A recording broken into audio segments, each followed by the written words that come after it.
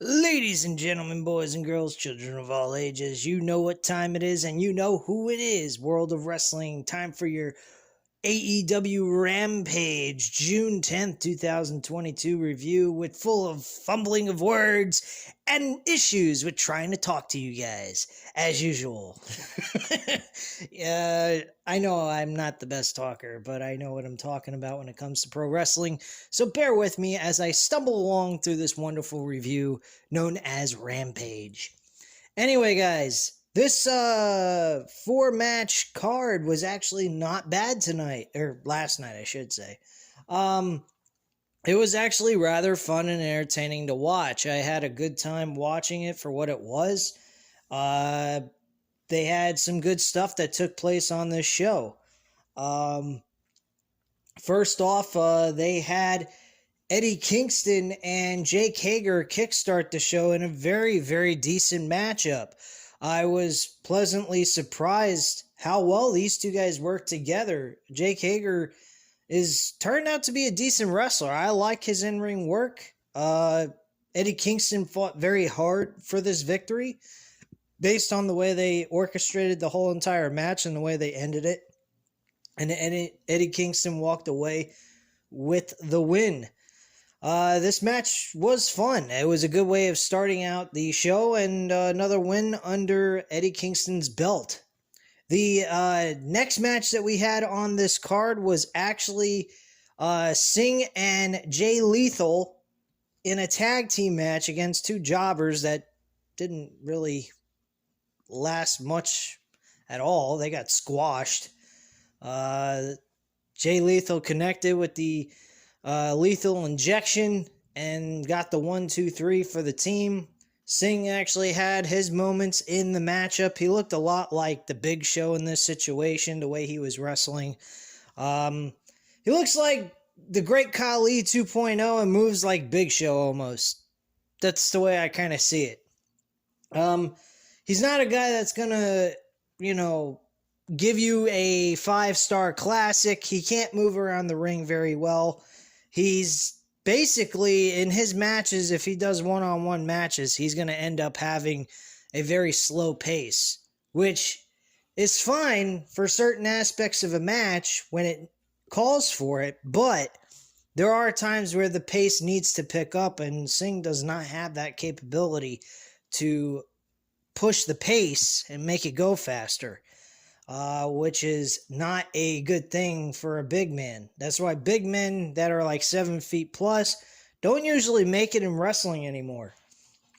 The only guy that I actually enjoyed watching back then that was a huge dude was, well, actually two guys. Andre the Giant, based on his stature and just the story he could tell. For some strange reason, he had the ability to tell a good story, Andre the Giant. And then the Big Show, who was pretty darn good in the ring, and he could have his moments where he would move fast in the ring.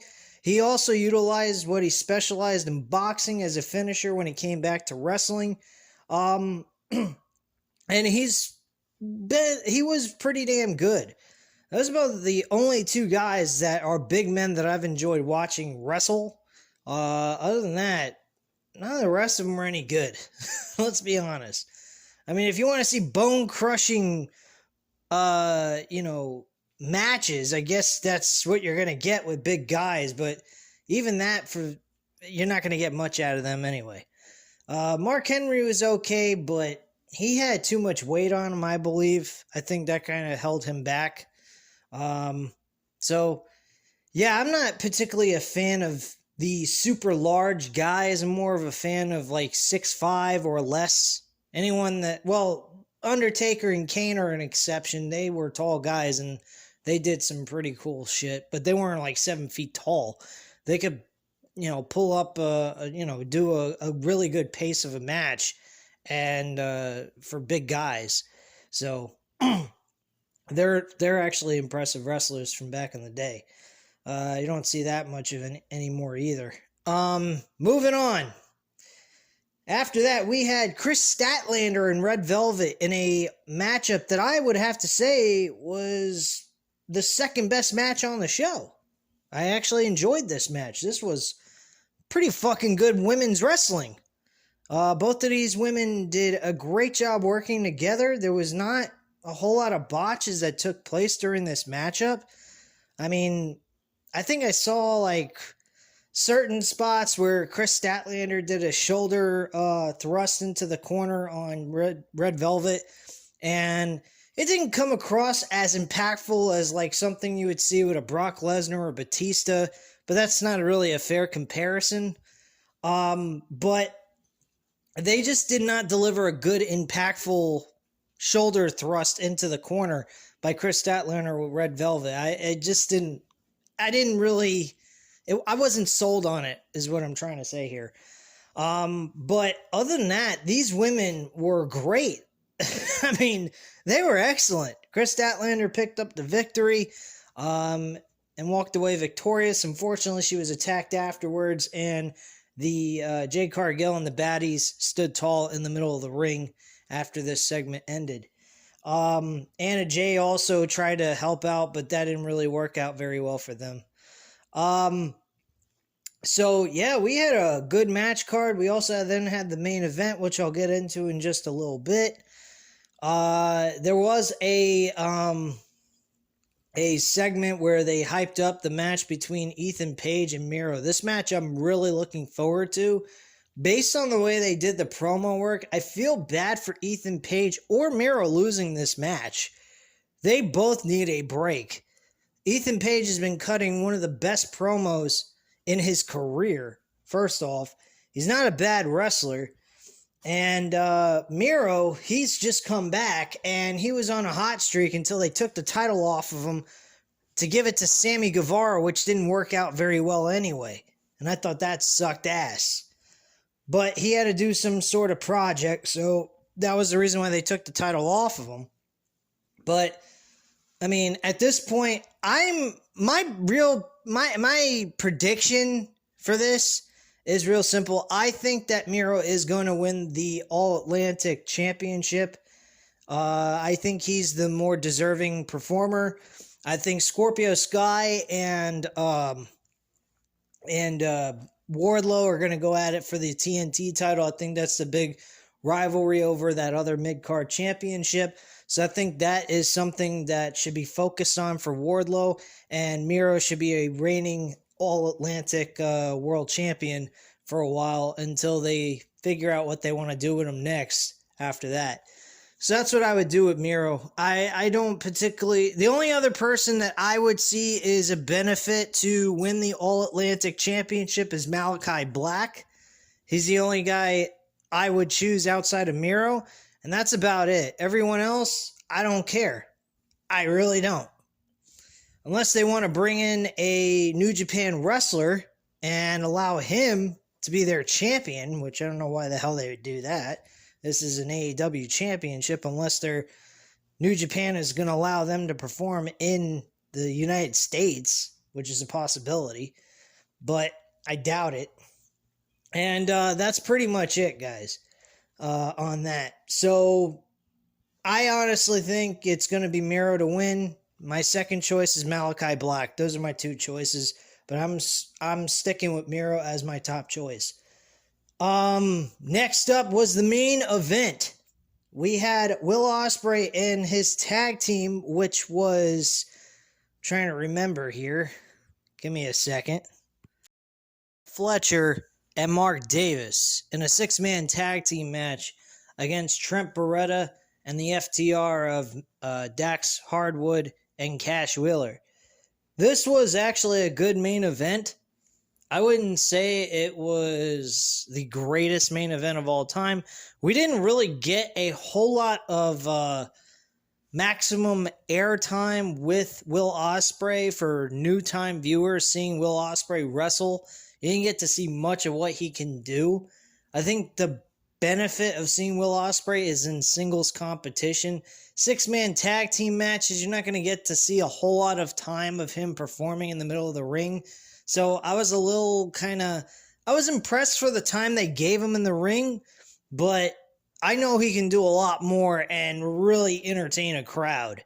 This crowd was entertained, don't get me wrong, but at the end of the day, this this is not enough to a new viewer to see what Will Ospreay is capable of doing. This man can take a fucking punishment and really kick ass.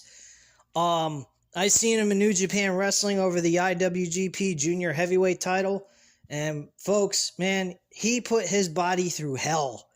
And that guy is one of the best coming out of New Japan Wrestling. One of the best.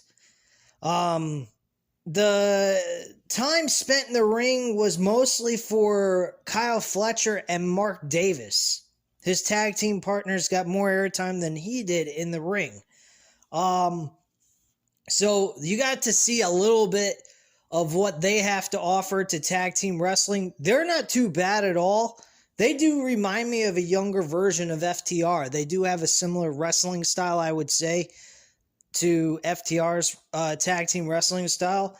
I was very pleasantly surprised by their performance. They didn't do bad at all. But Will Ospreay is the focal point of that group, and they didn't really give Will Ospreay enough time to really shine in that match because they wanted to give the shine to everybody else, which I understand. That's the problem with six-man tag team matches. And seeing it so often kind of makes me not like six-man tag team matches all that much anymore. Six-man tag team wrestling used to be, sparingly. It wasn't done every single week. You see in WWE and AEW, they seem to do it every single week. I don't understand the purpose of that. Usually, back in the day, they would have six-man tag team matches over six men that have a rivalry or a beef with each other. Now, granted, that's the case here. They did do that the way I'm describing how they used to do it back in the day. But there's other six-man tag team matches that have taken place on television before, week to week, that really at times you didn't really have to do. But this storyline between these six guys do make a lot of sense. I mean, Will Ospreay's group interfered in his match, in their match with Trent Beretta and Rocky Romero and FTR's match that they had for the ROH tag team titles. So that is kind of what this all came about, and why we got the six-man tag team match, which makes a lot of sense.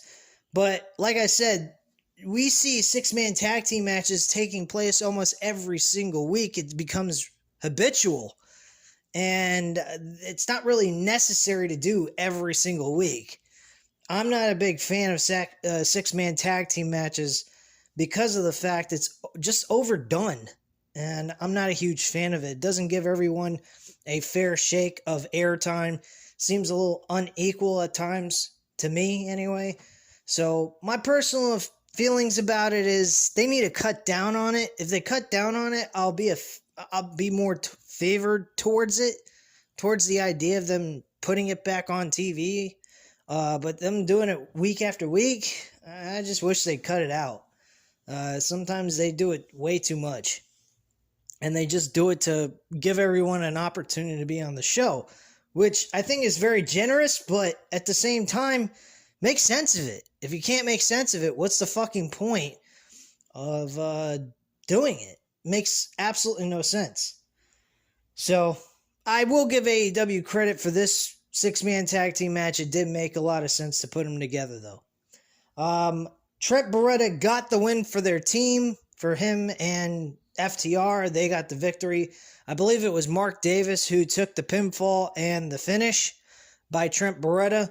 And that was the end of that match. That was a good main event. Chris Statlander and Red Velvet were excellent for women's wrestling. They put on a hell of a show and gave a lot of hope to a lot of fans of AEW for the women's division, because that was excellent. I have to say, Red Velvet is an excellent performer. Chris Statlander, I'm starting to get a little bit behind this character. I know this character doesn't have any special type of gimmick going on like she did when she was pretending to be an alien, but there's a lot of intensity that comes out of Chris Statlander that you didn't see when she was portraying a alien gimmick. which I actually appreciate a lot more. You don't have to be, one of those characters that are outstanding, that just stand out and have to be these fucking bizarro characters just to get over as a mega star. Have some intensity, have some, charisma, have something about you that stands out in a normal sense. You don't have to pretend you're an alien, a dead person, a fucking demonic, satanic piece of shit. Just be you with a lot of intensity and make people hear you, make yourself be noticed by what you can do in the ring and what you can do on the mic. If you can do those two things, that's it. Look at Eddie Kingston. He's a normal, average guy who can do some good stuff in the ring, and on the mic, he's top notch, man. He's very entertaining, and he brings out realism. That is what wrestling needs, more realism towards these characters that are on TV. Pretending to be a fucking alien ain't gonna get me behind you and look at you as a larger-than-life character. I want a real person. UFC has that. I mean, granted, they're not doing storylines or anything, but they are actually giving you... You think these press conferences they do with the fighters are always personal? They just do it to hype up a fight, and they act like dicks to each other. That's what, in certain aspects, that's what happens towards these fights to build them up. They act like fucking dicks to one another, but they don't really mean any of the things they're saying. They're just hyping up a fight. Now, there are instances in UFC where two fighters absolutely fucking hate each other, and they mean every word they say. And those are even better because, they're fucking real. This thing with AEW, they're kind of going in that realm, and I like that. I really do. I like the idea of making things feel like they're realistic, real-life type situations and making them a storyline on TV. That's what I enjoy. I enjoyed Shawn Michaels, Bret Hart. They did a great job with both ends of those matches, both of them. Now, granted, the second match with the Montreal Screwjob, not so much, but it also was real. So it was kind of cool. I didn't like the way Bret Hart lost the title, and I'm not a huge Bret Hart fan, but I know he is a great wrestler. There's no doubt about it. So that's all I have to say on that.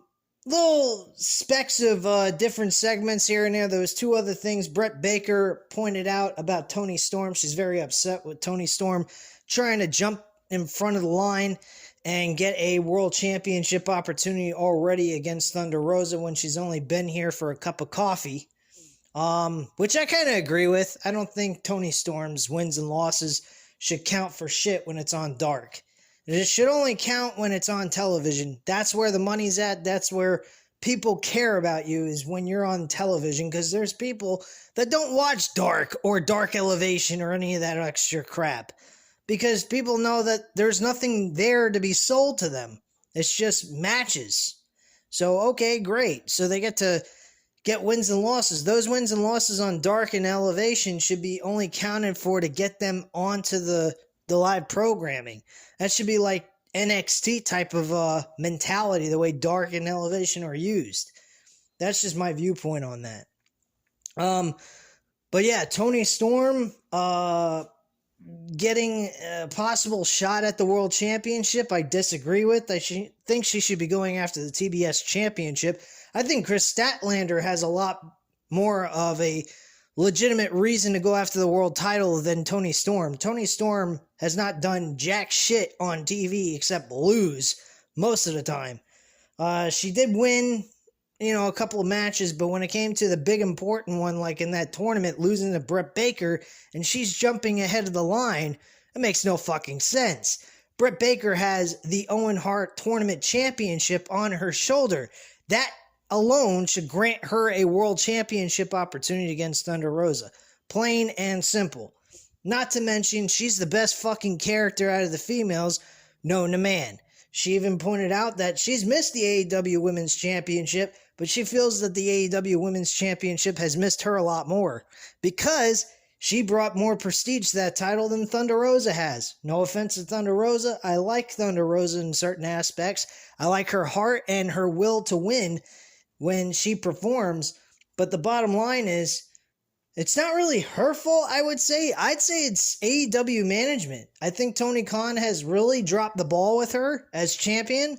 I think he was just looking for the moment for her, and then after that, he had no real important plans for her after she won the title. Where's the opponents? Where's the competition that she has to go up against? The only real competition she's got at this point is Brett Baker.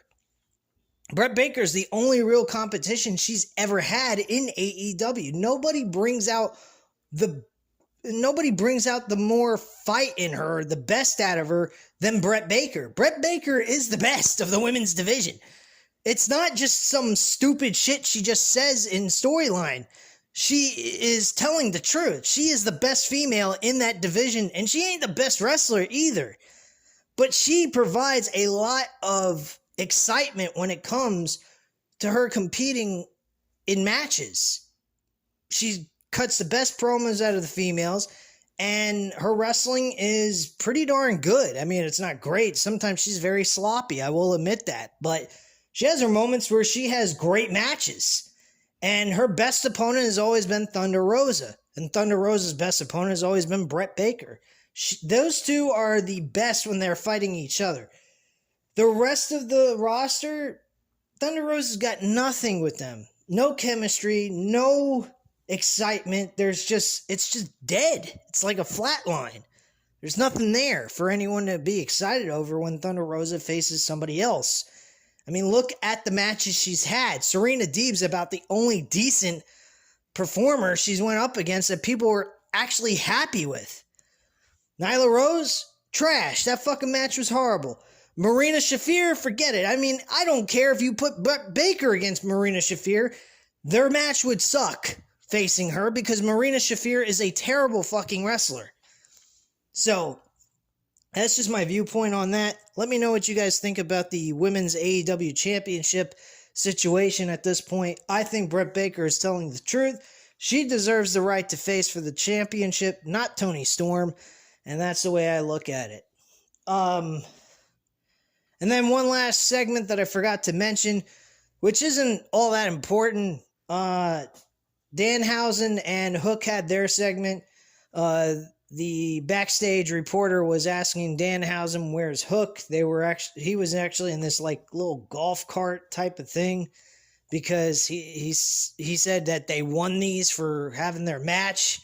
So he purchased this golf cart, and he kind of like, she goes, "Well, where's Hook?" And he goes, "Oh shoot, where's Hook?" Okay, and he drives off and he's trying to look for him. The whole fucking segment was ridiculous. Danhausen belongs in fucking WWE, for goodness sakes. The guy would fit great chasing after the 24/7 championship. If anything, I think Danhausen brings more prestige to the 24/7 championship than anybody because he's funny as shit and he's not that bad of a wrestler. I saw him in his second match. He actually did pretty darn good on the buy-in show. So kudos to him. He kind of shut me up a little bit. But I mean, he's an entertainer. He's not a wrestler. He don't belong in AEW, man. He didn't belong in Ring of Honor. I'm just not a fan of Danhausen. I think his act is more of a WWE type realm atmosphere for him to do than AEW. AEW is not all about that. But anyway, Hook came right behind him. He didn't really say anything.